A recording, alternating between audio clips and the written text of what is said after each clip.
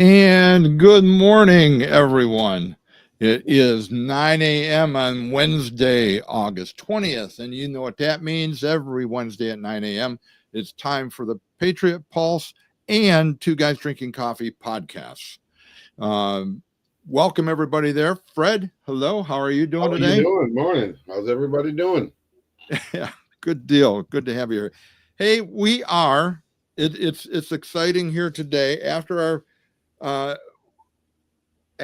last time we had Jim M on here. Asked him if we could have a regular scheduled podcast with him on as a guest, and we agreed that every third Wednesday of the month, which I believe this is the third, that we would have Jim on to talk economics. And this is our second third Wednesday of the month, and we're happy to have Jim on. I'll bring him on in a minute. After I got to tell you, Jim and I met for breakfast yesterday to go over the podcast. And after our pre-podcast meeting, we found that the subjects that we talked about were, to say they were opening up a can of worms would be an understatement, or massive rabbit hole. I guess that's the way I phrase it. Like Alice, we couldn't help but follow the March Hare to the Tea Party yesterday. So we talked about constitutionality of moves being made in the federal government, relative to deficits, inflation, jobs, nationalization, and the bankers, of course. We always talk about the bankers and the Federal Reserve. It was interesting. We spent over 90 minutes going over the subjects. We could have, if we'd have had a camera, we could have done a podcast yesterday.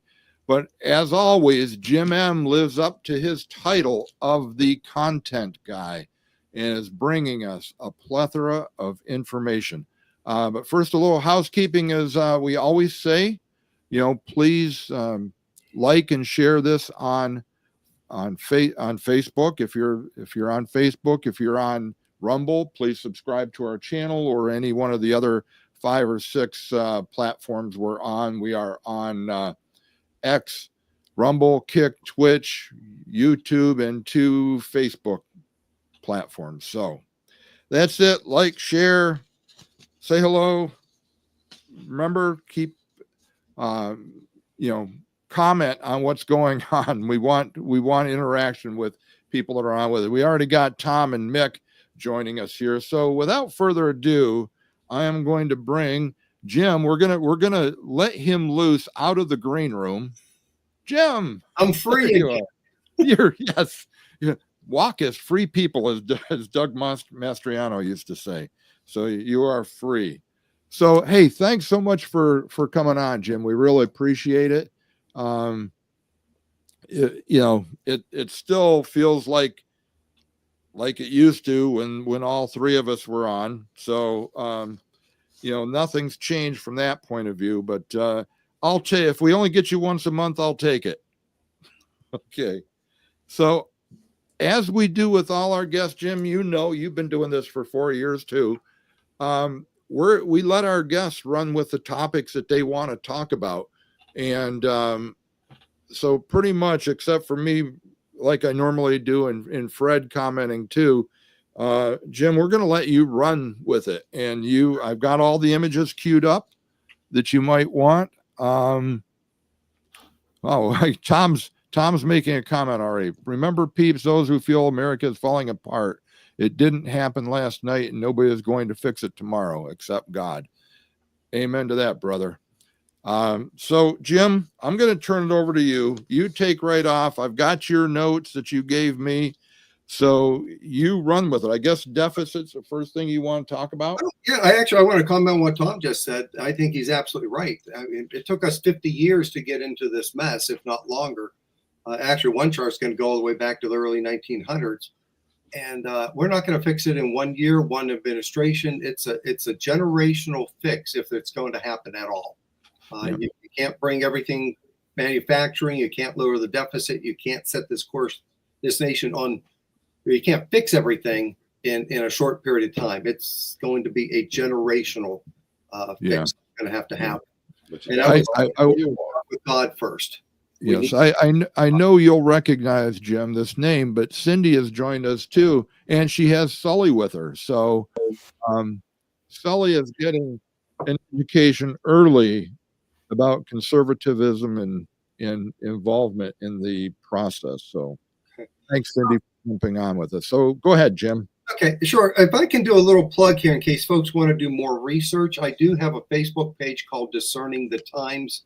And we are starting to meet every Tuesday, or at least a couple Tuesdays a month, if people want to chime in more that way. But I'm going to reference things, but they can go back to that Facebook page and they can actually find, I think so far, where there's 35 posts underneath the next meeting time. So there's 35 different articles that people could reference already, and there'll be more if they wish to do that.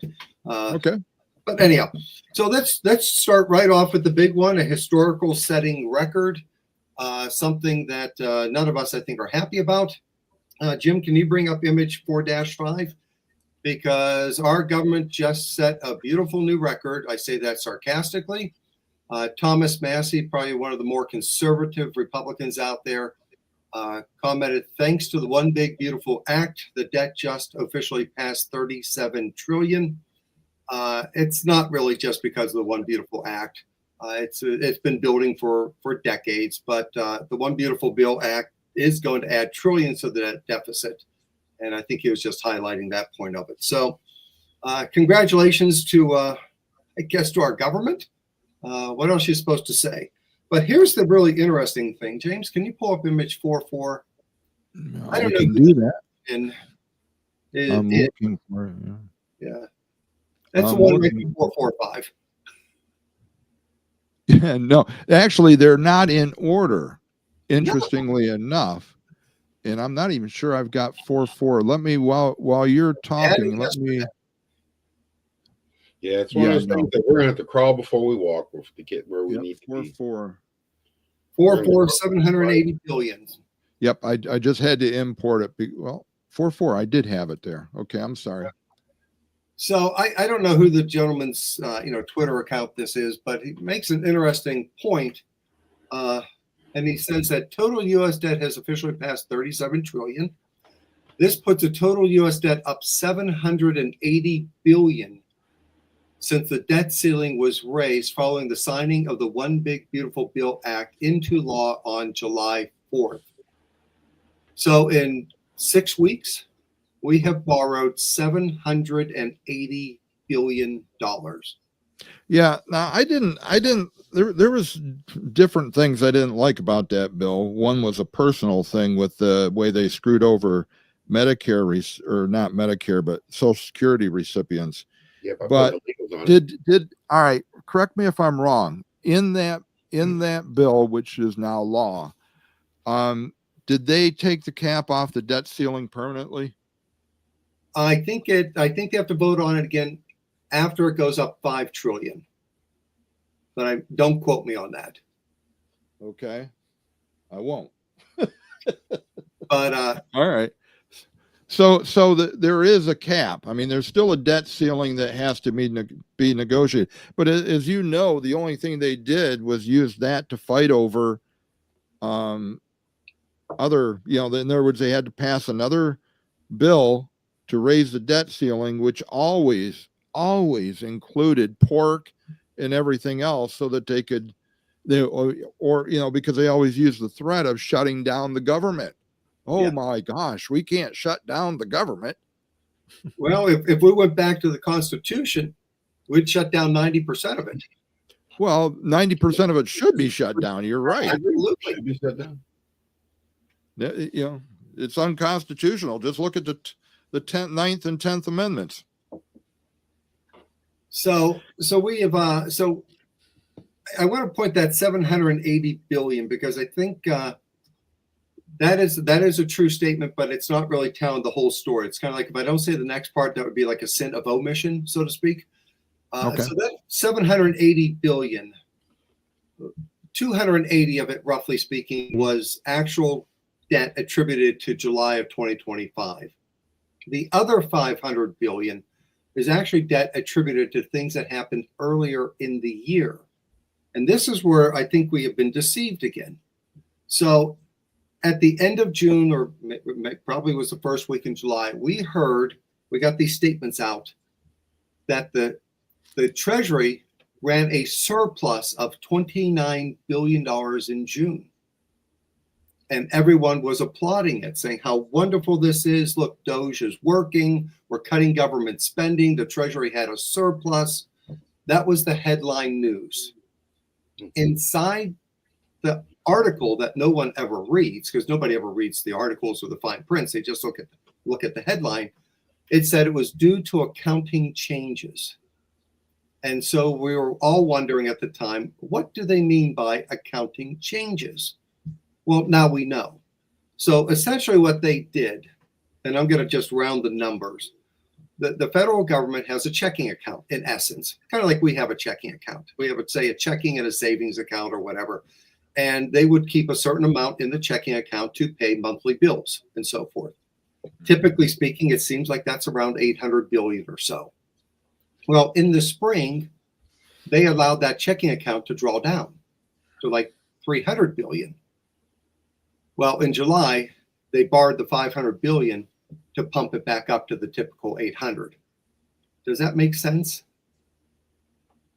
Okay, so yeah, it does. So they drew it down, which means they didn't have to borrow, right? But they needed to bring it back up to that level. I mean, they couldn't run it down to zero. Exactly. So, but what it'd be like me drawing from my savings account to put in my checking because I got bills coming up. Yeah. So, but what it did do is June is the end of the second quarter. For the government, it's actually the end of the third quarter, but 2025, it's a second quarter. So it made for a very nice headline that we had a surplus in June of 29 billion, when in fact it was deception because they allowed the checking account to be drawn down. And in July, they immediately bump it up 500 billion. So what my point is, don't just look at the headlines. You have to read the articles because the truth is in the details. And if we want to find truth, we've got to look at the details. The headlines the headlines can say one thing and the reality is something different. And so you've got to read those articles. Yeah, okay. That's the truth, though. Elon said that at the rate we're going, there will be no America if we don't do something. Yeah. Well, there'll be an America. But, well, Jim, we talked about this yesterday. What I think everybody fails to talk about is the United States of America has been insolvent for decades. I mean, going back, you could almost say pre-Federal Reserve Act almost. I mean, 1913. When everything bad that happened in the country, I think, started at 1913. But as soon as they created a system for printing money, you can't go on running a country by printing fiat currency. We're seeing 112 years of results of that now. Mm-hmm. Well, understanding this deficit of July and just the 37 trillion in general, that's bad enough. But what the Treasury also announced is that they're expecting a need to borrow $1.6 trillion over the next 2 quarters. So that would be 800 billion between, say, July 1st and September, and then another. Actually, I'm sorry. That would be September through December, and then December into March, if I got the accounting right or the timing right. So they're looking at borrowing another 1.6 trillion 6 months. If I'm doing the math right, that would work out to $3.2 trillion annually. That would be up from 2 trillion that we're currently borrowing. So the deficits are not going down. The fiscal situation is not getting better, despite what so much of us might be hearing out there. The situation continues to get worse. And I don't know what the solution is, because we had Doge in place. We had a chance to fix it with the one big beautiful bill, or maybe by not passing it. So, folks, I would simply expect more debt, more deficits. And if you look at the recent, I'm sorry, Fred, you were going to say. We could always just do what the Democrats want to do. We can take all these illegals to court one by one and see how much that adds to the national deficit. And then we can just keep giving them money let them steal money like they've been stealing for all of these years. Well, we got to do something. And right now we're wasting so much money with ICE and trying to stop the illegals and repairing cities that they're destroying, and these fake protests that are being sponsored by these world globalists and all this stuff. We got some issues we got to fix. Jim, let me ask you this, because it's, and I don't dispute the number, 1.6 trillion over the next 2 quarters, but do they ever show us what they need it for? No. Well, I mean, I guess you could look at the one big beautiful bill. That would tell you what's going to be needed, because, in the one big beautiful bill, I mean, there were those who said it's going to bring down the deficit. There were those who said, I'm not so sure about that. I think it's going to raise the deficit. And the number of $3-4 trillion, in addition to what we are already, expecting, what's going to happen over the next, 10 years, something like that.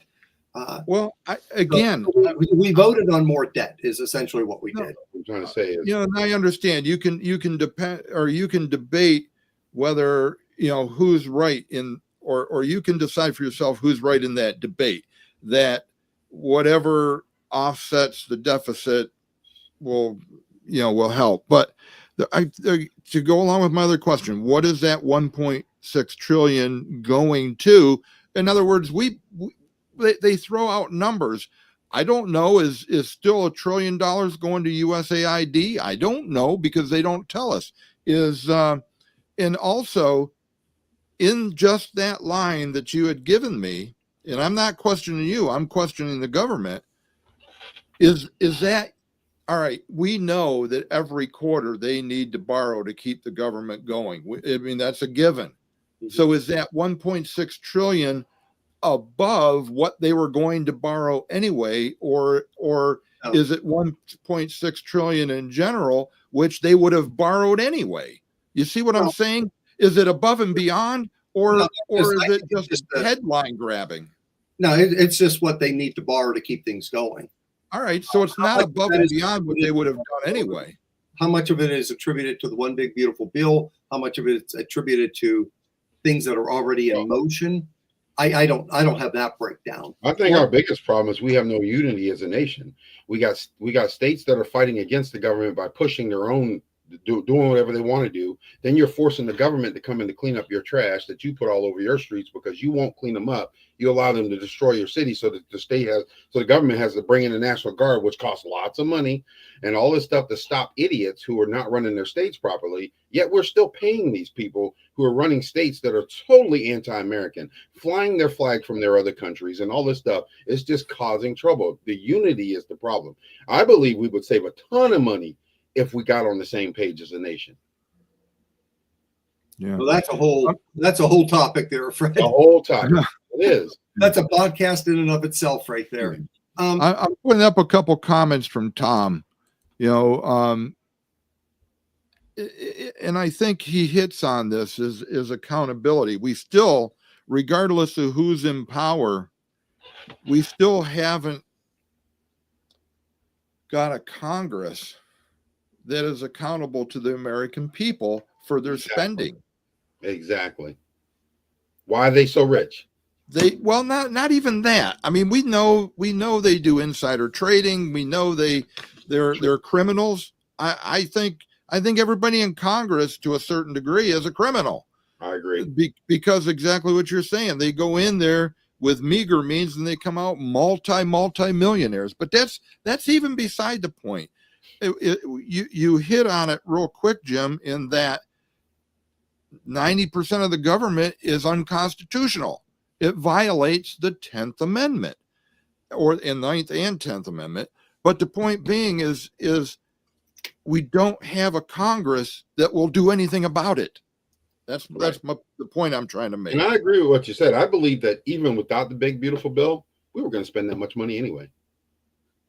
Well, it just added to it. We're definitely going to spend it. But how much did it really add to it? Well, I mean, it just got voted on last month. So, I mean, how much was in the last month? We might not know that per se, at least not at this point, because we don't have all the data. But the bottom line is the deficit's going to continue to go up. This was passed by the Senate. It was passed by the House. Trump signed it. They all were in agreement on this. Ironically, and they didn't do it because they actually were doing it based on principles. They did it because they didn't like Trump. The people that voted most against this bill were the Democrats. And not because they didn't want the deficit to go up, but just because they didn't like Trump. That's my personal opinion there.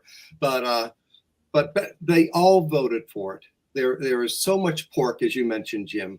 You know, I still remember back in the 1980s when I think it was Reagan that wanted the line item veto, where you could look at a bill that had 10 points. You could say yes to this one, no to that one. And the object of that was to make a bill to be about just one topic, not to throw all this other stuff in on it. Because when you throw all this other stuff in on it, there's always some good and some bad. So then anyone can use any part of that bill to battle and fight and disrupt and cause confusion and get us to fight amongst ourselves. Where if it was a bill that was just, okay, we're gonna vote on money for schools and nothing else. We're gonna vote on money for Medicare and nothing else. Then you could have a real argument whether or not that bill was good or bad, because you're talking about just one topic. True. But when they throw 100 topics in it together, you know, fight about whatever you want, because there's plenty too.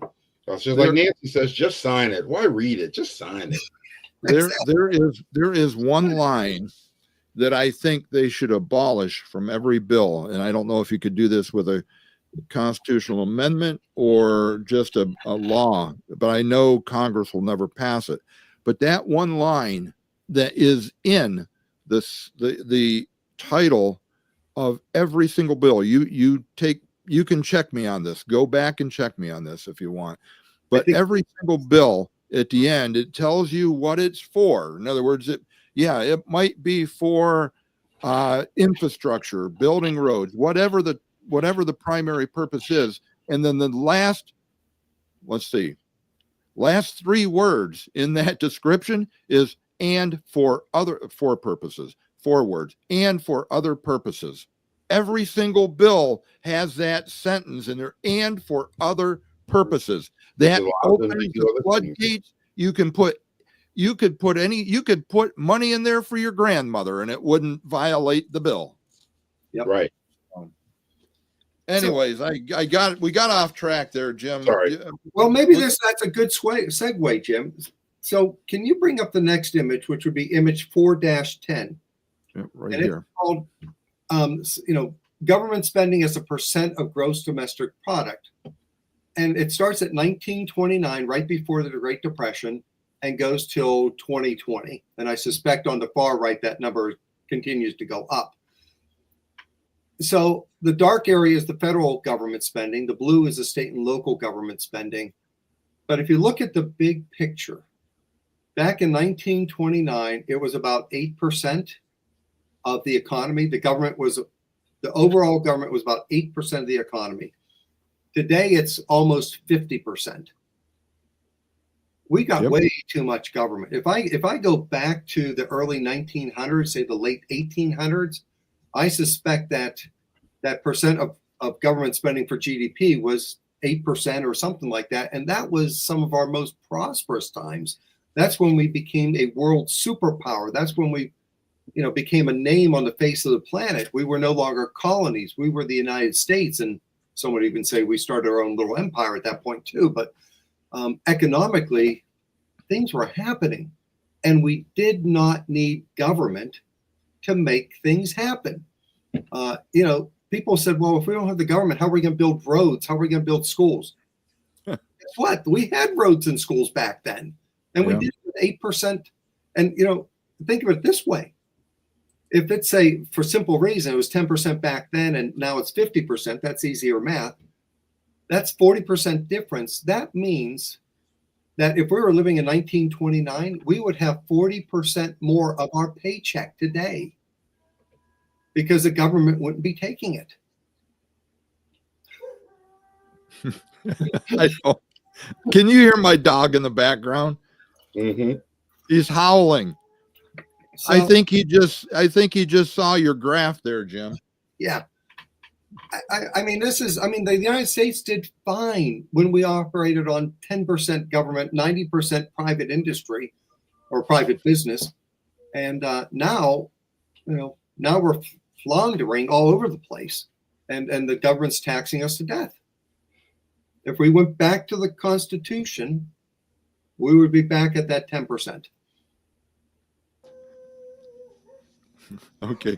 I muted myself because of my dogs, but they're still howling away. I don't know what they're howling at, but they're funny. So I'm going to put that back up there. Actually, we talked yesterday, Jim, is that it's difficult on this graph alone because to understand where money is being spent, because we all know that money flows from the federal government to the state government to the local government. So really, because the local government can only generate so much in taxes, they get money from the state, either in grants or whatever. Mm-hmm. And then the state doesn't have all the money they give away. So they get it from the federal government. So that line is really, really blurred, in my opinion. Another thing about that line is you had 100% less schools, 100% less roads back in there. Things didn't change until you got into the 60s when you had to start building schools for everyone instead of just segregated schools back in the way back then. So once you had to add more schools and had to give more people ways to educate themselves, that's when things started getting nuts. That's when the money spending started going crazy because they started spending money on stuff that they could hide money to say they were helping people, but actually they were taking a little for themselves at the same time. That's a good point, Fred. And I would question all that new school building and everything that we did with all that extra new money. Right. Did we get a good return on our investment? It's a good question. Well, no, obviously we haven't. If you just look at I saw an article about 8th graders, the average 8th grader, and I can't remember the exact what they said, but they are only 30% of 8th graders are reading at grade level. True. And the writing skills are equally as abysmal. And I would go as far as to say, Jim, you're kind of the historian. Was it 75 that Nixon put? Was it Nixon to put in the? No, it was Carter that formed the Federal Department of Education. Is that correct? It was like around 1979, 1980. So it would have been Carter. I doubt if Reagan did it. So it must have been Carter at the end of his term. Right. So Carter. So since the Federal Department of Education got involved in education, our scores, what we're teaching our children has gone in the crapper. Exactly. And that's a technical term too, by the way. Super smart nation, but now we're like second worst in the world when it comes to education because our people are not learning. We're passing people for not even studying. What used to be an F is now considered a D. You know what I mean? It's really bad. The level that we're allowing people to just walk through. And the main reason is because we give people multiple choice instead of letting them actually know the answer. Well, let's equate that to, and we're still talking about spending. Right. That's where money's going. Let's equate that to the Department of Health and Human Services and all the other health departments that funnel money off the federal government. How healthy have we become as a nation? I would say we've reversed it. We were a lot healthier back probably in the turn of the 1900s. And that's just my opinion. The least amount of money. What's that? And that's when the government spent the least amount of money, divided by the Constitution the most. Or at least the schools were run by the states, not by the government back then. That's where the difference is. They actually taught your students, didn't teach your kids a system to work for a factory. Well, every small community had their own school, Mm-hmm. and the teachers, point. because there wasn't this bureaucracy above them, the teachers, the local community, to a large degree, had much more say over what was taught, what curriculum to use, what books to use, what did they think was important for their children. They had a much greater vested interest. Now the orders come from Washington or from the Harrisburg or wherever, and the local folks don't have as much of a say, because if you don't toe the line, you don't get the funding. You don't get Exactly. 100%. That's it right there. So we're in agreement that that the federal government is the problem in a lot of these situations. 100%. So I got you off track, Jim. I'll let you get back on what you want to talk about. I'll just mention this here. Watch this, because we're seeing more and more of it, whether it be mortgages or auto loans or credit cards. People are maxed out, and the defaults are rising. And it's starting to get to the point where it's becoming noticeable. People are like, well, these are pretty high default rates. These are the default rates we saw, it's like during the great financial crisis 15 years ago. At some point, something has got to give. And it's still a little bit, the economic signals that we're getting are mixed. We'll get one report that says this and another report that says something else. But as we go forward, and we'll talk about when we get to the jobs, don't just look at those headlines, look at the fine print. And in a lot of cases with the government statistics, there are revisions a month later or 2 months later, and they almost always go down. So they tend to try to make it look as rosy as they can on that initial report with the headlines. And then the next month, there's a revision down. And that's where we're going to get. But the defaults are starting to go up. So be careful with that. Yeah. I'll put up just a comment that Tom made about wars. And the reason I'm putting this up there is, and I've seen numbers before when they focus on it, but military spending is a huge portion of our GDP. Huge. So $1 billion now. Pardon me? It's the new bill, I think, has it at 1.1 trillion. Yeah. So, but it's as a percentage of GDP, it's a pretty big chunk.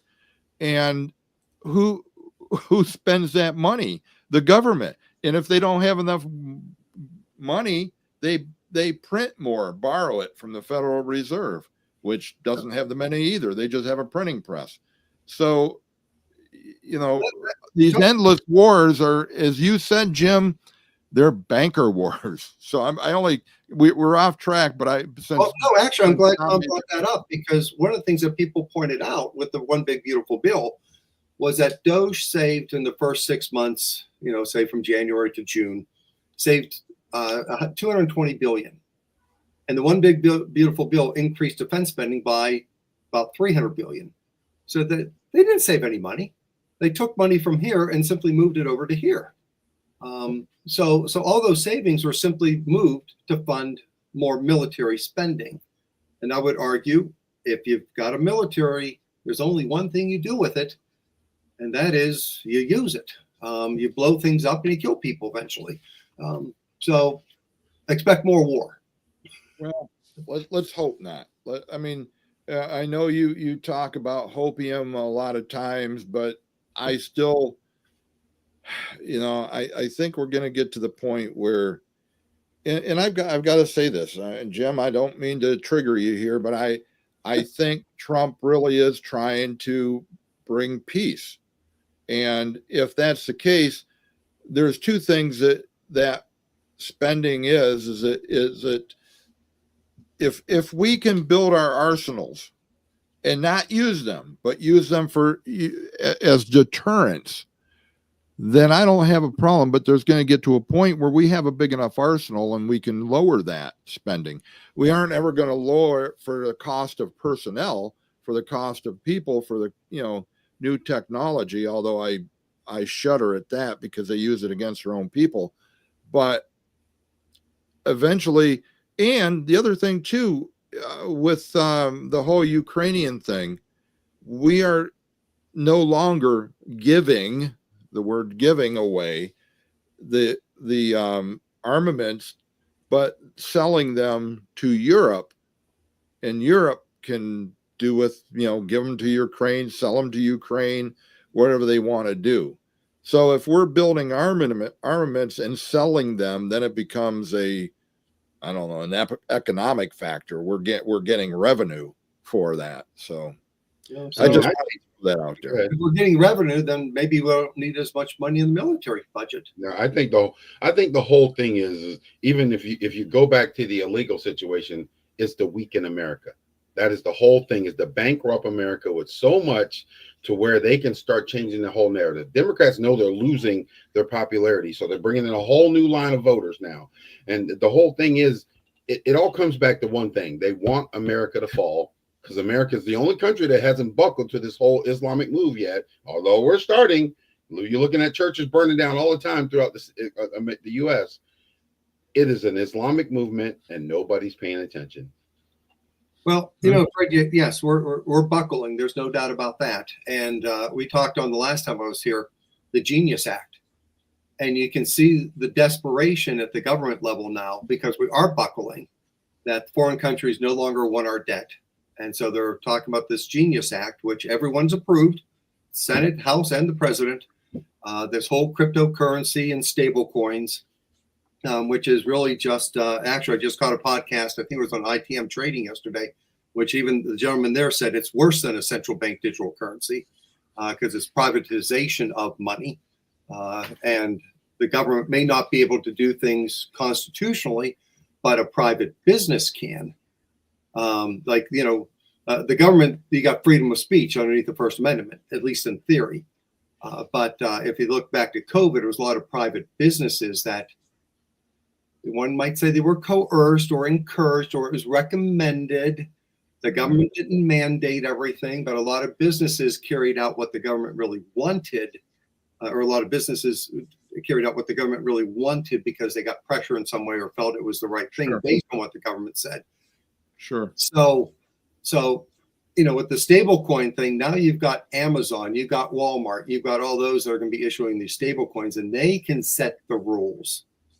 If say a company goes woke again, for example, which could happen, we seem to have like a little bit of reprieve from wokeness, but don't be surprised it couldn't switch, because a lot of this stuff was done through executive orders, and those can simply be taken away. Then you have a Walmart says, well, you know what? You were on this website, that website, you can't use your Walmart stable coins here anymore. They're a private business. They could do that easier than what the government could do. They're still woke. Yeah. They're just hiding it better right now. Well, They haven't put it down that they say that they're hiding it a little, like they'll introduce something, they'll bring in a new face that's not so woke. But the truth is they're still woke. They're just not blaring it in your face as hard as they normally do, but they're still woke. They haven't changed. They make it look like they're not, but they still are. Well, still woke. Then you just confirmed that. So, this is something we need to be very careful of with this whole new thing, because you got the problem, the reaction, the solution. The problem is the debt's $37 trillion. Nobody wants to buy our debt anymore. The reaction is we got to do something, because if the US dollar falls, we lose our standard of living, all and so on and so forth. So what's the solution? I would argue the solution is we go back to constitutional money.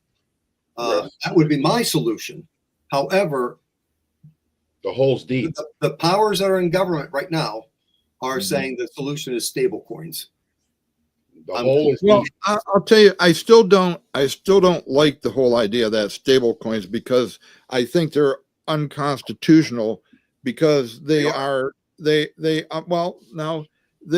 creating money, and you may argue with me over semantics here, or they may argue about semantics, but they are creating a currency that can be used. Now they get around that by saying it's backed by dollars, okay? But it's still, they're creating their own currency. So just in that part alone, I would say that it's unconstitutional. But on another side of this issue, as long as you still have cryptocurrency, as long as you still have cash as an option, as long as you as long as you aren't mandated to go to this either cryptos or the stable coins, then you still have the option. But the minute they say you can only use stable coins, That's when or it's you bad. can only use cryptocurrency, that's when it falls apart.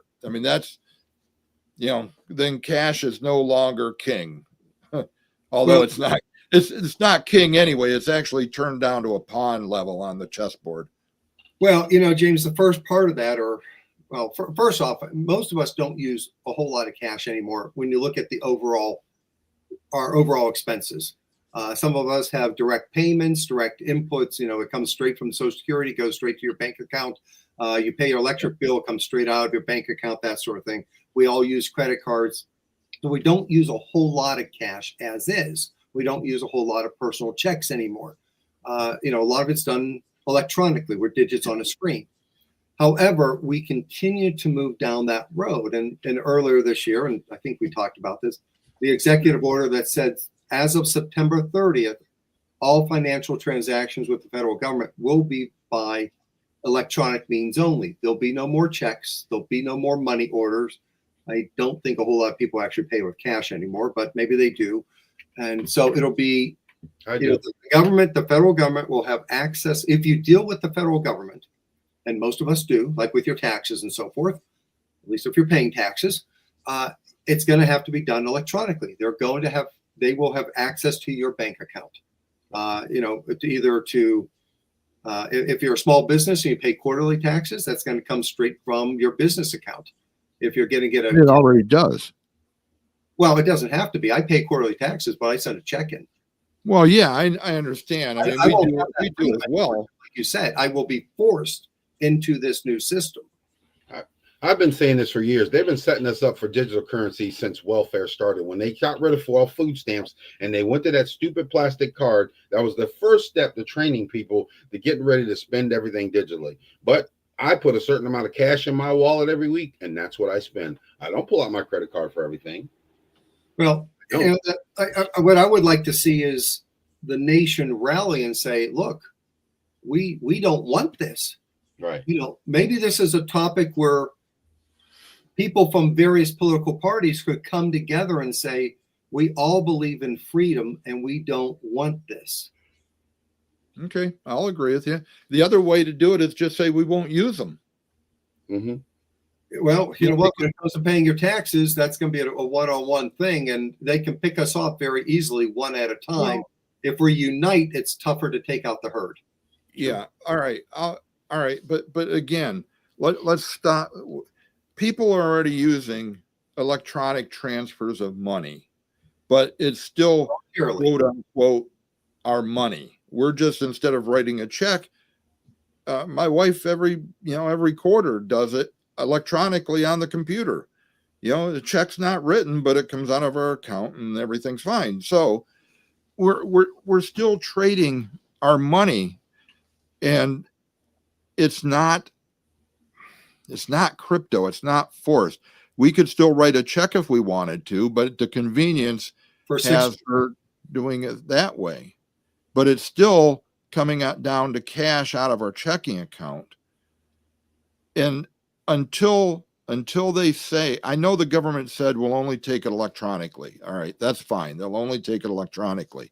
But until such time that it spills over into the public or the private sector, the Walmarts, the Amazons, where they'll say, if you want to buy our products, we're only going to use our stable coin, and you can no longer use your credit card or your bank card.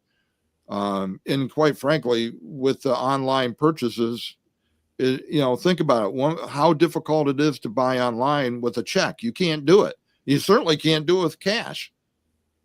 So that might give you the argument to buy local too, if you want to use cash. Here's the thing. And you bring up a good point there, Jim. Until they don't give us the option. But we tend to think in terms of our own lives. Okay, we tend to think in terms of quarters or years. The one thing I'll give the powers that ought not to be credit for is that they think in terms of decades and generations. So we grew up, you know, I grew up largely using cash to start with. I don't think I got my first credit card till I was 20 or 21. They loved giving you those free 6-packs of Pepsis at the outside the university cafeteria if you signed up for a credit card. I think that's how I got my first credit card. They bribed me. They gave me some Pepsi or something. But my mindset is still cash based. Okay. Mm-hmm. We have the next generation that's growing up that is thinking this is all perfectly normal, perfectly okay. I've always had this. So what's the big deal? You see where I'm going with this? Yeah. You change society 1% a year, it doesn't look like much. But after 50 years, after a generation, the new generation has no idea what you're talking about. You're some freak that wants to use cash. That's how they get us. They change it ever so slowly. So if we hope not to get to that point where we don't have the option, we have to take a stand and stop it now. Right. Mm-hmm. Okay. I think the nation, we would have been better off if we kept the governments out of our neighborhoods and stuff like that. I'll be honest with you, the projects and the places that I grew up, when I was a kid, we had orange groves and peach trees and all kinds of fruit trees growing everywhere. Then the government came in and cut all that stuff down. Well, if we kept it the way it was, we wouldn't have had to buy as much fruit from the grocery stores. We had free fruit, we had free vegetables growing in the yard. But what do? They come in and say, "Oh, you can't do that," and that's how they got control. And Fred, when I grew up, and I remember, when we went over to my uncles and aunts and stuff like that, and it was usually the uncles that had the garden. Not the stereotype, but the men grew the food and the wives cooked it. And I don't want to stereotype and get in trouble there. But that tended to be how it was back then. Yeah. That's my reality. We would go over and every one of my uncles had a garden. Everyone had an orchard.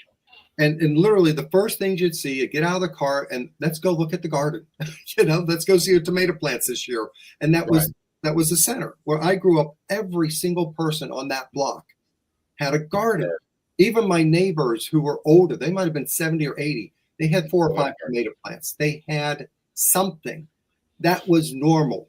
If you did not have a garden, what was wrong? What's wrong with you? Why don't you have a garden? Today, I'm the one that has a garden and everyone looks at me like I'm crazy. That's how it has changed a little bit, but over a course of, say, 1970 to 2025, we went from everyone having a garden to no one having a garden. Let me throw out something here, and just as a question to you two, and to the rest of the people that are listening online, and they can put comments in there.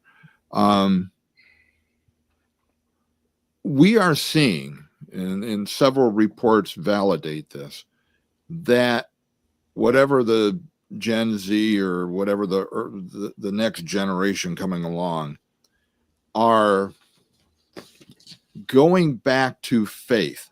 All right. Mm-hmm. In other words, a lot of it. Where we spent the last 50, 60 years going away from it, young people are going back to their faith. They're putting their trust in God. They're accepting God and giving their lives to Jesus, and it's a trend. It's a trend. So I'm wondering, this is the generation that after I'm long gone, that are going to be either stuck with the problems that we created and they're going to be slaves to it, or they're going to be the ones to change it, right, to turn it around. And I'm wondering if faith will play a role in that. Thoughts? I believe so. James, I think, the pendulum tends to swing, in society. It goes one way to the other.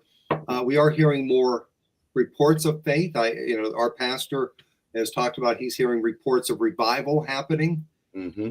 The one thing I want to let's see, make sure that we're clear on when we talk about revival or faith or belief in God. Again, it's kind of like the headline. Oh, this is wonderful. The young people are coming back to faith. People are coming back to God. My next question in the small print part or in the article part, which God? Are they coming back to Jesus Christ? Are they coming back to Allah? Are they coming back to Buddha? What part are they? What God are they coming back to? Well, there's only one God in my mind. I don't know about Well, others. no. Right, but Fred, as a society, like if we can't assume that they're coming back to the faith that we personally have. Well, So, the article, I will, all young people are coming back to faith and God in America. But what if we found out it was Allah? well, let me qualify this. The articles that I've read with regard to that are coming from people in the Christian community. It's coming from the Lance Wallnows and the other Christian commentators that I listen to. Right. That so from their perspective, from the reports that I'm reading, it has to do with Christianity. Yeah. Now, I won't. I'm not going to go into a debate over which religions are this. I mean, you know, I just don't want to get into that discussion because it will open up a whole can of worms. But for the purposes of this discussion, it was on Christianity. Yes. Yes. So I just did. I just consulted the AI, which some would say is going to become the new God to the next generation. It is.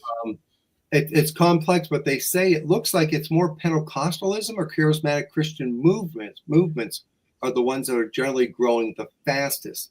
Now that's a quick 2-second search there, so do your own research to get more details. But yeah, Pentecostal is just a faction within Christianity, and it's you know, you could say Lance Wallnow is a Pentecostal. He believes in prophecy. He believes in the speaking in tongues they truly believe in the gifts of the Spirit. Mm-hmm. Okay, all the gifts of the Spirit. But it's still Christianity. Right. You know, some people are comfortable with that, and some people aren't. But it's still Christianity. I did another quick search here. The fastest growing faiths globally are Islam, the Baha'i faith, Sikhism, Jainism, Hinduism, and Christianity. That's the reason why Islam is growing so fast. Is they're not accosted about how many children they have. They believe in 9 until 10 children a family. And America's new perspective is kill your baby, kill your baby, kill your baby, kill your baby. Where they're just producing kids. He even said, one of the leaders of Islam said himself that they're going to take America and they weren't going to do it without one weapon or one gun. They were going to outvote Americans because there's going to be more of them than us. Yeah, could very well be the case. So it's just something to consider. James, I see that we're at 54 minutes here. I know, and we haven't even got to the second topic yet. Go ahead. Let's talk about the next popular topic, inflation. Inflation. Ooh. Okay, so watch inflation, and I guess for 2 reasons. At this point, we continue to get, as I mentioned, some mixed reports. For example, in July, the consumer price index did not go up as much as expected. It went up 2.7% versus 2.8. Okay, that's a rounding error in my mind, but it still went up almost 3%. Okay, do the math: 3% compounded yearly for 10 years or something, and your money doesn't buy a whole lot afterwards. So even that's a concern that way. Wholesale inflation, different areas seem to be spiking now. And this is for a variety of reasons, and we're going to get into AI in a moment. But I want to bring up the tariffs a little bit here because I think people need to understand the big picture. So back on April 1st, Independence Day, 180 countries were hit with tariffs, 10%, 20%, 30%, 40%. But almost immediately, all those tariffs were postponed. They were not enacted on that date. They might have been enacted for a week or 2 or 3 weeks, but then they all got canceled. And evidence for that is, was it August 8th? Just last week, 90 nations got hit with those tariffs. They were put on a 90-day pause. That was the phrase that was used. So now those tariffs are going to start to kick in. So when it comes to tariff inflation, we haven't seen it yet because most of those nations have been put on pause. The tariffs never kicked in until last week. Now it's going to take 5, 8 weeks or so before those goods that were shipped from wherever go up on U.S. shores, and then the tariffs get hit at that point. And to clarify, at least according to our founding fathers, tariffs were supposed to be underneath congressional oversight because our founding fathers viewed them as duties or excise taxes, what we would call today import taxes. So that's how they viewed it, which is why Congress was supposed to have authority over them. And Jim and I, we talked about this yesterday. Congress delegated a lot of that all over to the president. But that doesn't change that many people, our founding fathers and many people today, still view it as an import tax. So as those goods start to come in, we're going to start to see some inflation from them. So we don't know what the tariff inflation is yet because we really haven't seen it yet. Well, Because we've seen some of it. tariffs were put on We've seen- pause for 90 days. So We've seen some of we it. can And see that way. go ahead. You finish your thought, then I want to make a comment. But we do see from the wholesale pricing in July, there was a spike, and even earlier than that as well. So inflation it's kind of like, we don't know how, it's kind of like a tsunami. And I'm not calling it a tsunami, but there's a ripple underneath the water, but it hasn't come to shore yet. So we don't know what this is fully going to look like. Now, I can say I was at the grocery store and I saw the price of coffee. And because because, Brazil got hit with a 50% tariff because we didn't like what was happening politically internally in the country. And so they got hit with a 50% tariff. And there's weather issues in Brazil as well. She deserved it for her mouth, too. What's that? She deserved it for her mouth, the leader of that country. She deserved it. Well, she deserved her mouth about America. You notice all the countries that hate America run their mouths, and then when they get hit with tariffs, they cry. Actually, the president of Brazil called Trump a gringo, which is a big insult, and then hit us with a 50% tariff back. So they didn't cry. Maybe others have. They will. Who knows? They will. Yeah. I always say pride cometh before the fall, so we should be careful. I'm not talking about pride. I'm talking about that when the nation was run with tariffs, we had no debt. But now that we're getting rid of the tariffs and still allowing them to tariff us 200%, it seems kind of stupid. And Fred, you're absolutely right. But when the country was run by tariffs, the government was 8% in that chart that we talked about earlier. If we can bring the government spending back down to 8% like it was or like it should be constitutionally, then guess what? Tariffs are completely constitutional. Don't get me wrong with this.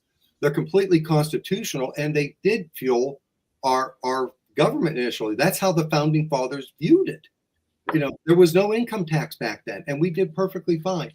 But for that to happen, our government has to go from 50% of GDP down to 8% of GDP, or maybe even less. I'm not sure what it was in colonial days, but definitely that's the only way we can do it. I believe in fair tariffs. They bring their tariffs to us. We tariff each other equally. If they can do that, that's fine. But why allow one nation to tariff one country 200%, and then we tariff you only 15%, but you're going to tariff us 200%? I believe in fair. It's all fair.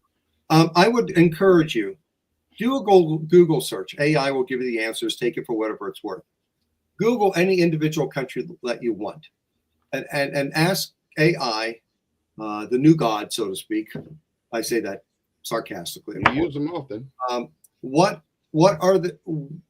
What's the percent of tariffs, or what does Australia charge the United States tariff percent? I can tell you, Canada hit us with 200% tariffs on dairy. What's that? Canada hit us with 200% on dairy imports. Okay. Canada did. Yeah, but here's where they get us, Fred. You can always find that item that is way up there. What you want to look for is what's the average. Okay, what is the average tariff that Canada had on U.S. goods? not the 200% on dairy, because you could find we ship $10 to Canada, and Canada hits us with a 500% tariff, making it $50, and then that becomes the headline. Canada hits us with 500%. No, they've been doing that for a long time. It wasn't a new tariff. But we want to look at the average. Now we can talk about, can we bring down that tariff on dairy products or that tariff? That's trade negotiation. That is balancing trade. That is good. If that's, let's look at those things. But if you look at what's the average tariff Zimbabwe puts on the U.S. goods, if you look, what's the average tariff Brazil puts on U.S. goods, it is nowhere near those reciprocal tariff rates. And if you look at the fine print in those reciprocal tariff rates, you find that it was not based on what the other country tariffed us at. It was based on a rate that would equalize trade, but it was, which maybe some would say that's okay, but it was not based on this country's giving us a 20% tariff, therefore we need to give them a 20% tariff back. That wasn't what it was based on. Do your research on that. It's not what it seems. I do know a lot of them are hitting us hard. China was. Right. I think right now what we kind of lose track of is tariffs right now are being used as a negotiating tool rather than an income generation tool. Okay, that's why they're being imposed, then they're going on pause, then they're being imposed and they're going on pause. It's a negotiating tool. We talked yesterday, Jim, if we had true free trade, there would be no tariffs. That's not necessarily good for countries, though, because we saw what happened under the free trade agreement and that giant sucking sound. All of our manufacturing went outside the country because cheap labor. So there are reasons, legitimate reasons for tariffs, and I would say a lot of times, if not all the time, they're protectionary for the country that imposes them. In other words, if global, let's take the car industry. If I put a 50% tariff on every car coming in, but I say if you build a plant here in the United States, you won't be subject to that tariff, then a plant's going to be built in this United States and it's going to employ people and it's going to keep the cost of the cars down. That's right. Just one minor example of how they can be used as a negotiating tool. But also as a protectionist tool. They're protecting our economy, and I can't argue with it. I don't care what the rest of the world's economy looks like personally. Okay. I care about what the United States' economy is. Right. And so if something is going to be put in place that's going to give the United States an advantage over the EU or over China or over South America, God bless them, do it. As long as it's legal and as long as it has the morality to it, do it. Our debt's not going to go anywhere until we do something. Because I live in the United States of America. I don't live in Brazil. I don't live in Germany. So, I know I'm getting on my soapbox, but tariffs have a purpose. They're being used right now. And I'll tell you, I got a little lesson in tariffs on how they impact the people that pay the tariffs. I don't know if you know this or not, are the importers. So so I'm importing pork from Canada. I have to the Canadians are charging me $1 a pound, let's say, and the government's saying, well, you got to pay a 50% tariff, so instead of $1 a pound, it's $1.50 a pound. Well, some of the importers, some, not all, some of them are splitting that and saying, all right, if we pass it all on, we're going to lose our market share. So what we'll do is we'll absorb a little, cut our profits a little bit. not completely, but cut our profits a little bit, and we'll pass a little bit along. So it's a much more complex game, and I use that term loosely. It's not a game, but it's a much more complex issue than just saying good or bad or what are, they're causing inflation, they're not causing inflation. It's much more complex. Okay. So the point of this was that because the topic was inflation, was what I was trying to get across is we don't know the full impact of the tariffs yet because they haven't been in place long enough. Okay. So if you hear someone say tariffs are not causing inflation, or if you hear someone say tariffs are causing inflation, you need to narrow that down. What's the product? Because yeah, sure, if a certain country got hit with a tariff of 30% 6 months ago, yeah, we're probably seeing some inflation from that. But overall, like for example, last week, 90 countries finally came off the pause and got hit with the tariffs. We won't know what that inflation means or looks like for probably another 6 weeks or so because those goods have to come here. So if anyone's talking about they know exactly what's happening with inflation relating to tariffs, we don't know that answer yet. The second point, James, and I'm so thankful that you actually brought it up, please tell people whenever they hear, whoever it may be, no matter where it's coming from, the foreign countries are paying the tariffs. That is one of the biggest lies and deceptions because, as you said, James, it's the importers that pay it. So when you start hearing about people talking about the foreign countries are paying these tariffs, you're being lied to. You're being deceived, possibly. So call them out on that, because yeah, right. What, and I think I think that's an intentional deception, actually, but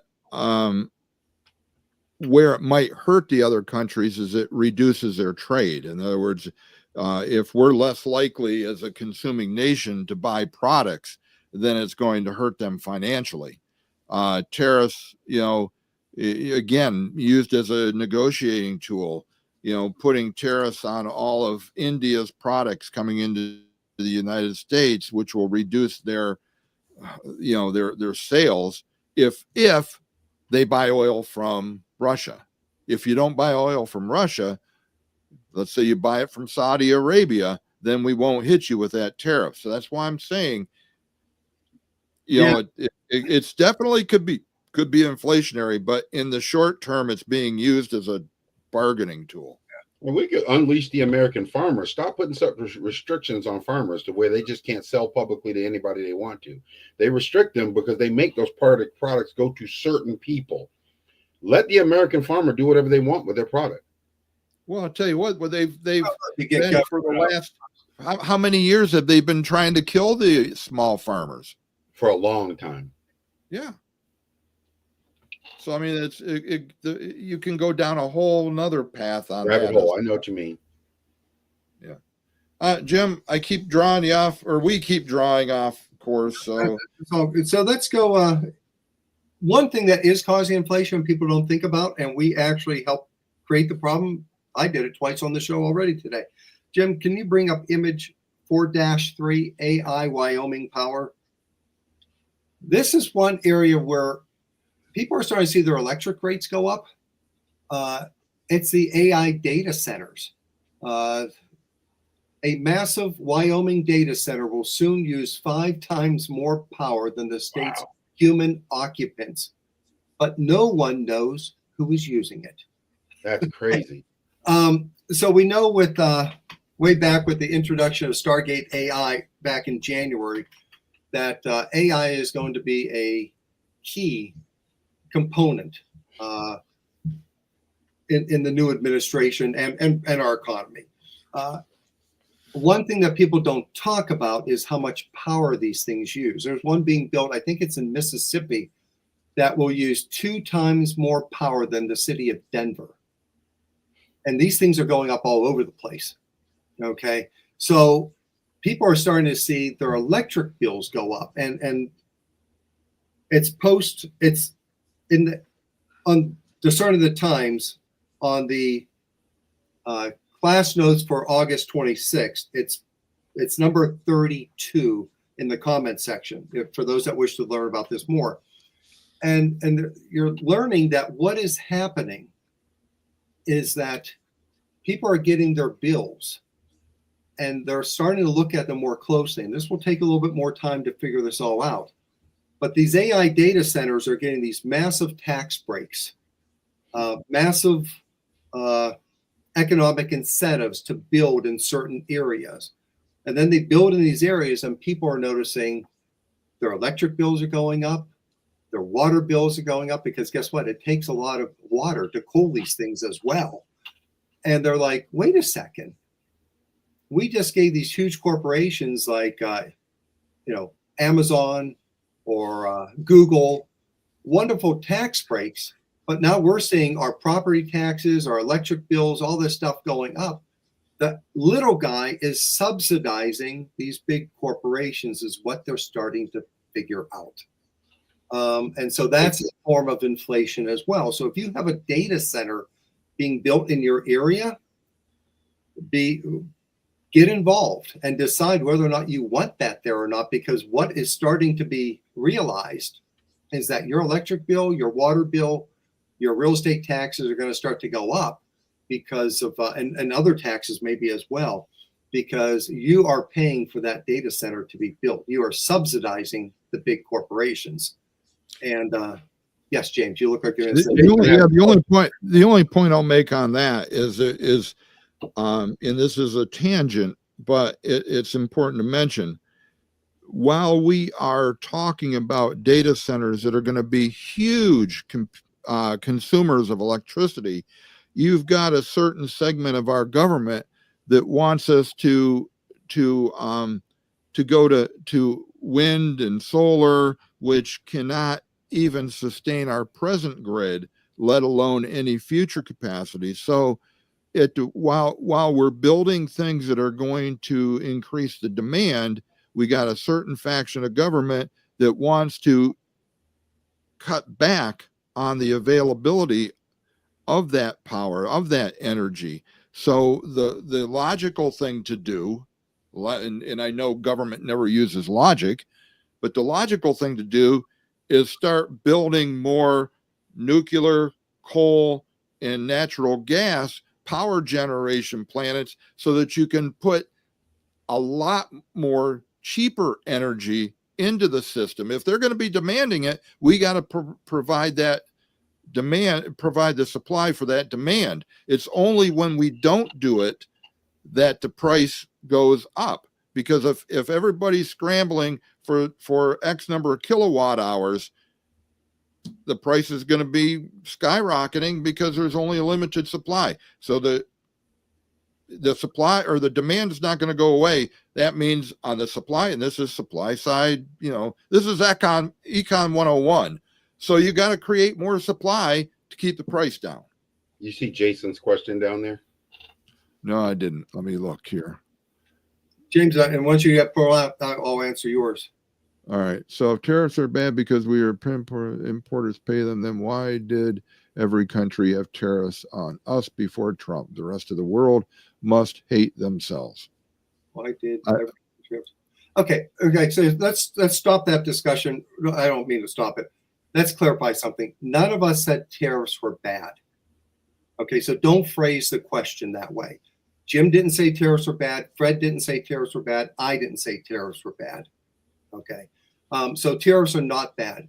Constitutionally speaking, they serve a purpose. They were there to fund the federal government at that level, which was very small back then. Tariffs serve a purpose to protect industries in some cases. There is a place for tariffs. We were simply talking about tariffs and their impact on inflation. Okay. So getting back to what I just said, you want to make a comment on that? Yeah. So you bring up a good point. And in the video, they bring this up as well. If you remember that Stargate AI announcement, it was mentioned because it was recognized that the grid is unstable, especially as all this demand comes on, that these AI data centers, we're going to build the power plants right next to them. So the data centers will have their own power plants to power this. But what they're starting to find out is that, remember how I mentioned these data centers got all these lucrative economic incentives to build in a certain area? Oh, yeah. Is lower environmental concerns.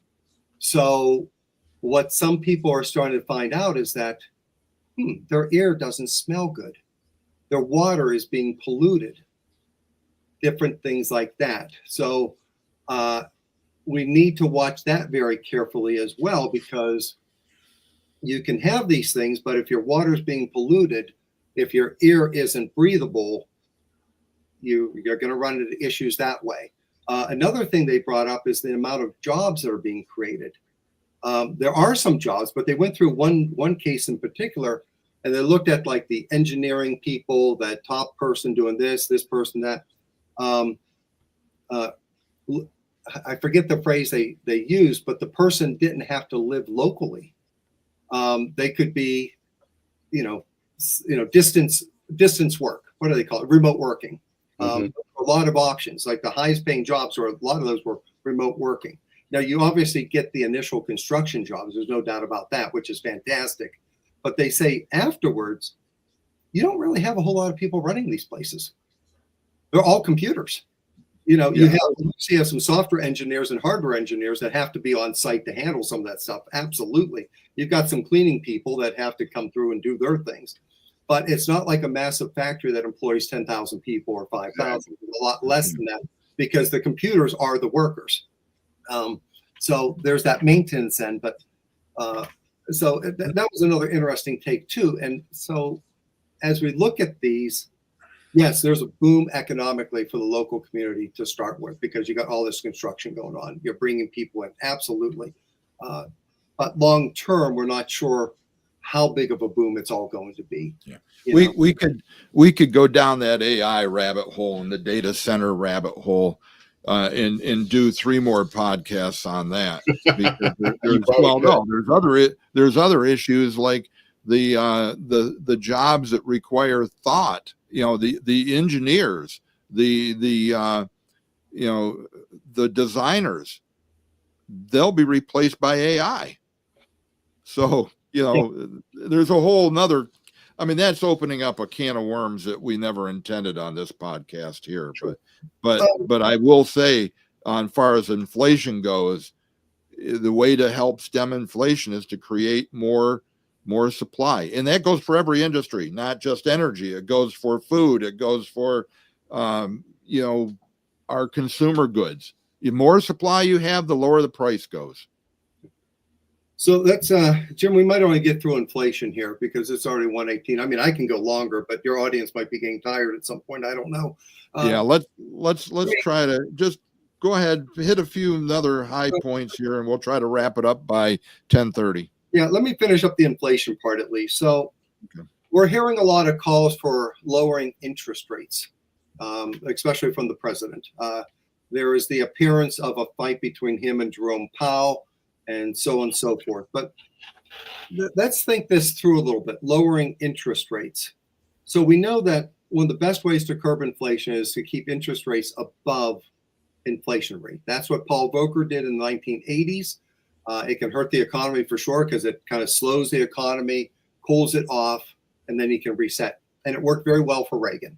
Although at one point it wasn't sure if he would ever get elected for a second term during the depths of that recession, which was very severe. But back then, inflation was 25%, 20%, that sort of thing. It worked. You tend to lower interest rates when the economy is doing bad. That's because the idea is drop interest rates, people will go out and borrow, and they'll buy cars, and they'll do home improvements, and they'll do all of that. So here's where we have some of that mixed economic narratives. So on the one hand, we're hearing from certain political leaders, the economy is booming, it's never been better, it's awesome, but then wanting lower interest rates at the same time, which is kind of an oxymoron. So lowering interest rates is, if the narrative is the economy is doing great, then there's no need to lower interest rates for that purpose. So why would one want to lower interest rates? Well, if you got $37 trillion in debt and you lower the interest rate, that's going to save you a whole lot of money on the interest bill. And I believe I just caught a video, it was yesterday, the day before that. I don't know if it's for the end of June or end of July, that we're now doing 1.2 trillion a year on interest payments, annualized. And since the deficits continue to go up, that will continue to go up unless we can bring interest rates down. And in theory, that would start to go down.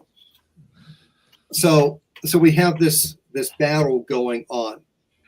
We know that one of the people that's recommended for the new, not a Fed chair, but a Fed president, is this David Zervos, who wants 1% interest rates. So my bet is, as has been predicted for a long time by some others, eventually interest rates are going to drop. And they're going to drop possibly very quickly, even starting in September. Maybe, from 4.5% to 4.5%, 3%, whatever, get it down to 1%. What will that do? Well, one, as it usually does, if you are a saver, if you're a retiree that was very faithful in their life and you saved money your entire life and you put it in the bank for your retirement days, you will not get any interest payments off of your savings. So it hurts savers. It will now encourage people to go out into even more debt. We have already talked about how much debt we have. If interest rates drop to 1%, there's absolutely no incentive for the federal government, state governments, local governments just to curtail spending, because more debt doesn't cost you anything. So we really have to think through, do we want to lower interest rates? Is this the right policy? If inflation is uncertain and we're not sure where it's going, but even by official government numbers, it's not exactly great. It's 3%. And there's reasons to believe it's going higher. If we drop interest rates to 1%, that could be a real good catalyst for another round of inflation of 5 and 10%. That could happen. Then, and Jim, I know we talked about this at one point in a podcast, the Cantillon effect. And what that says is that when you drop interest rates, you make money easy. You make money free, so to speak. It doesn't have the same impact on everyone. The people that benefit most from it are the people that get their hands on it first. Sure. It tends to be the bankers, the rich people. That's a summary there. As it works its way through the system, it may benefit in some ways the middle class or the lower classes. However, by the time it works its way down, inflation is already killing the middle class. It's already eaten it up. Yes.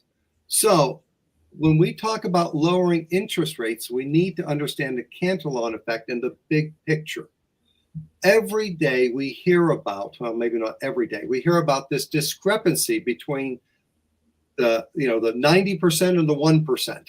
We always hear the 1% keep getting richer and richer and richer, and the poor keep getting poorer and poorer and poorer. And one of the reasons this is happening is the Cantillon effect. So when we hear calls for a lower interest rate, know that historically speaking, the rich are going to get richer and the poor are going to get poorer. So do we really want this? It's really a double-edged sword, though, because as long as you got to look at it from two different perspectives: the government spending and the consumer spending. From I agree 100% with what you're saying, the Cantillon effect, and the fact that it all comes back to the bankers and the money people, and they're the ones that they're in it to make themselves richer. They're not in it to help the average individual. The double edge on that sword is, if we keep the interest rates higher, it's going to add more interest. And it's compound interest. Let's face it. If we don't have enough that we have to borrow every year because we're not bringing enough income in, and half of our budget is going to pay, debt service, then we're never going to get out. And the higher the interest rates go, or the longer it stays up, the more interest that's going to be accrued, and the more it's going to take away from our budget. So, there's got to be a balance there somehow. We got to look at it from a debt service point of view, from our government debt, and we got to look at it from what it's going to do to the individuals. And maybe it's one of these things where maybe I am not a regulatory person. I'm a capitalist all the way. But is there a way to put the screws on to the bankers and the money people and the investors and everybody else that's that 1% you're talking about, Jim, that gets all the benefit from reduced? I don't know. I am not a regulatory person, but if it's a double-edged sword and we're getting our heads chopped off with one side of that sword, then maybe there is a place for that. I don't know. I don't have the answers. If I did, I wouldn't be sitting here doing a podcast. Here is what I know. Oh, Fred, were you going to say something? So what are your thoughts on that idea that they were throwing out about getting rid of taxes completely for people who make $120,000 or less? What's your thoughts on that? I don't like that at all, because I think everyone needs to have skin in the game. If you're not paying taxes, you don't care what's going on. My dad once said, and I think he's absolutely right, the worst thing they ever did, or well, one of the worst things, is that they made taxes payroll deductions. If you had to sit down every 3 months and write a check out to the government for your taxes, you would be a whole lot more involved, because you would be fully aware of how much money you are sending to the government. Now it comes directly out of your paycheck, so you don't really realize what is happening. For example, Social Security. Everyone says, well, they take 7.5% out of my paycheck from that. No, they don't. They take 15% out, because your employer is paying the other 7.5%, but you never see that. Right. So I am for one. Everyone has skin in the game. I'll make one caveat to that. I was just asking the question. Social Security. We have already been taxed, and I say this from a personal point of view because I'm a recipient. We have already been taxed on that money when they took it from us. Right. And now they want to tax it again as they're taking it back out. We're getting double taxed. Yeah. Double. Without representation. I've read that someplace. The bill of arms. Bill of rights. Yeah, Fred, I think everyone should pay some taxes. It can be a scaling effect. I believe that the Bible says we're supposed to give 10% to God. Well, that would actually be the starting point. Always do 10%. Then you got your offerings on top of that.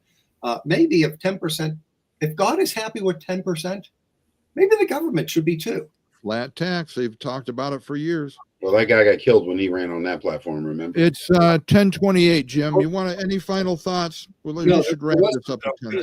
And we got off to a different topic here, and I'm trying to think what it was. I got it. It was good too.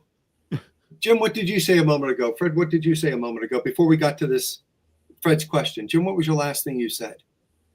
Oh my gosh. There's a two-edged sword. There's good on one side, bad on the other. No, that was before that. Yes. Okay, here is what I do know. If we lower interest rates so that the federal government can borrow more money, because then they don't have to pay as much on interest payments. But in the process of doing that, we hurt the retiree that has been faithful, has been good, and has saved their money, has not gone into debt. Then two things are happening, or at least one thing, and then the conclusion. One, we are encouraging the wrong behavior. We are encouraging bad behavior. We shouldn't be doing that. And you know what? I'm at the point where I am tired of the average person covering for big government and big business. It's time they pay the price for the things that they have done. Have you ever noticed that big banks, like let's go back to the financial crisis, because a lot of this is happening again. People don't realize it. And if you haven't watched The Margin Call or The Big Short, those are good movies to watch. The big banks were doing all these very risky bets, and they were bringing in tons of money, making lots and lots of money while times were good. But when times got bad, what happened? Did any of them go bankrupt? There was one or two maybe, but most of them didn't. Did anybody go to jail? Nobody went to jail. They got bailed out. The average American taxpayer was then called upon to bail them out. You know what? I'm tired of seeing that. Me too. And no, I don't want interest rates lowered so the federal government can keep borrowing more money and keep so that when we get to $43 trillion or $50 trillion, well, now we have to have and they did this in Europe from about 2010 to 2020.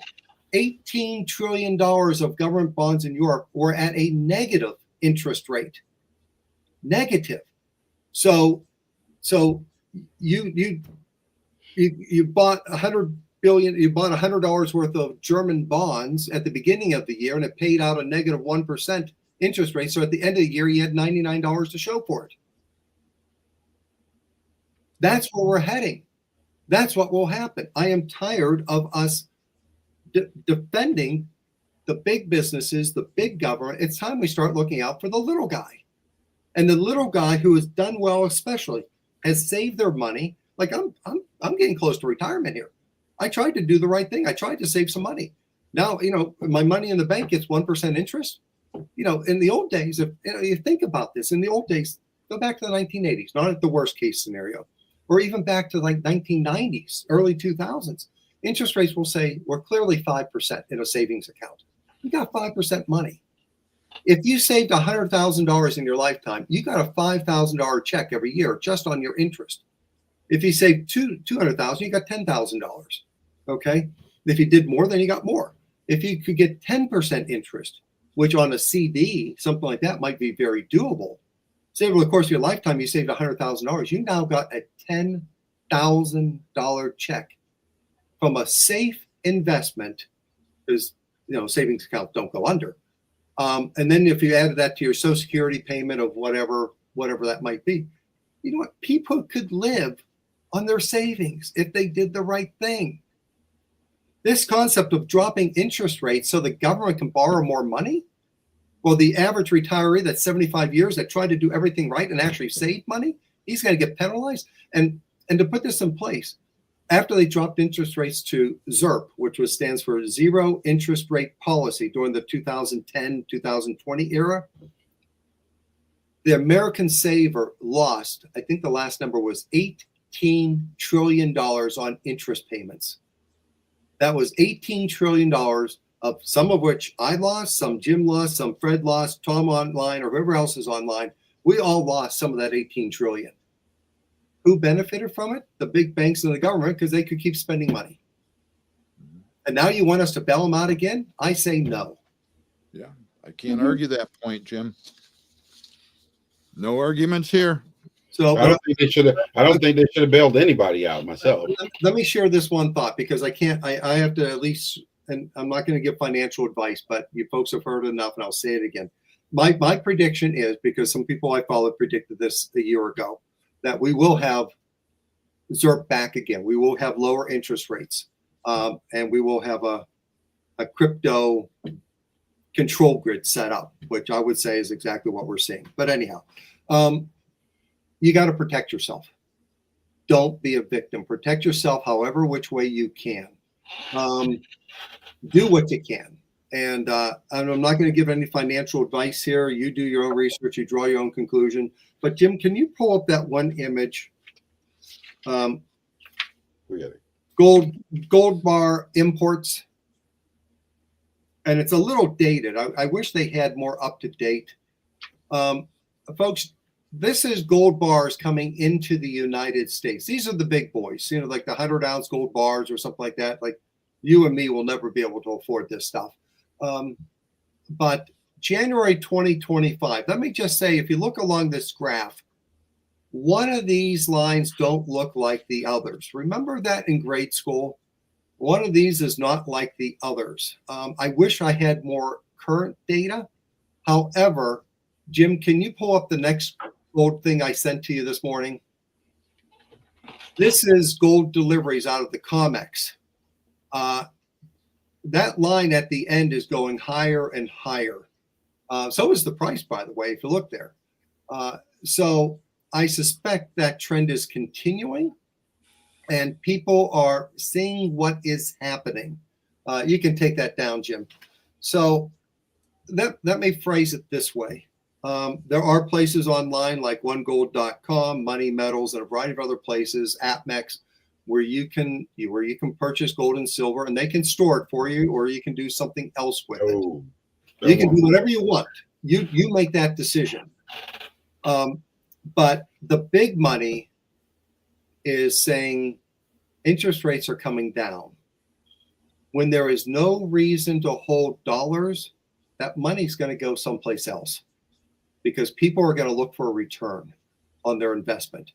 And in a lot of cases, not only a return on their investment, but they're going to look for, if things get chaotic, they're going to be looking more for a return of their investment. Do you understand the difference? Return on investment, return of your investment. JP Morgan Chase CEO Jamie Dimon, I think I might have mentioned this on your show the last time. He came out in July or early August, and he said, when the bond market cracks, you will panic. Because when the bond market cracks, the stock market will go with it. This guy has been the CEO for 19 years of the largest bank by assets in the world. I'd also say he's one of the biggest criminals in the world as well. But I would say he knows something. JP Morgan is also one of the biggest holders of silver, physical silver in the world as well. I would say maybe he knows something. So you might want to look to protect yourself. Interest rates are going to come down and that money is going to go someplace else. Right now, what they want to have happen is they want that money to go into stable coins to buy U.S. debt. That would seem to be what they want to have happen. Is that what's going to happen? I don't know if it is. I think about it. Is a Walmart stable coin going to take off? We should know. They should start being introduced early next year. Is that going to happen? Will the consumers use it? One side says yes, another side says no. We'll see what happens. But people are going to be looking for ways to get out of the U.S. dollar. But if they go into stable coins, they're just going to go right back into the U.S. dollar. Sure they will. Yeah. Anyhow. All right. Well, Jim, I appreciate you being on with us today. Like I promised at the beginning, it was a plethora of information. I know we went down a couple side paths, which always makes our podcast go longer, but the information was well worth sharing. So I will say, though, I'm going to ask Fred. Well, I'll ask both of you. One of you is going to pray us out of here. They got this app out there called Follow Nancy Pelosi, and she's made more money than Charles Schwab, JP Morgan, and all these guys with her stock buying idea. So maybe that's what we should be doing. What should happen, Fred, is along with the Epstein client list and most of Congress, both Senate, House, Republicans, and Democrats, and even in other places of the government, they should all be arrested. They should go to jail. I agree. Yeah. Hey, anybody want to pray us out of here? Sure. The deep state is not being drained. Yeah. Fred, pray us out of here. All right. Well, thank you, Lord, for this day. We thank you, Lord, for the info that we're getting. And I still pray that I always pray, Lord, that you would continue to bring the darkness to the light, that we would not be deceived by what the enemy has in front of us, but we would see the truth through your word and understand what you're doing in our lives. I ask, Lord, that you continue to give us wisdom and so that we are not falsely deceiving people who are listening to us, Lord, and that we would be diligent to read your word and know what the truth is. In Jesus' name, amen. Amen. Thank you, Fred. Thanks again, guys, and thanks everybody for following us today, and especially if you made it all the way to the end. Appreciate it. Next week we will have a special guest on here, Dr. Kirk Moore. He is a doctor from Utah that was persecuted during the COVID scamdemic for refusing to give his patients the deadly jab. So we'll have him on and he'll tell his story. But for now and for the rest of the week, wherever you are, be blessed. And be a blessing to others. So we'll see you next week. Thanks, everybody.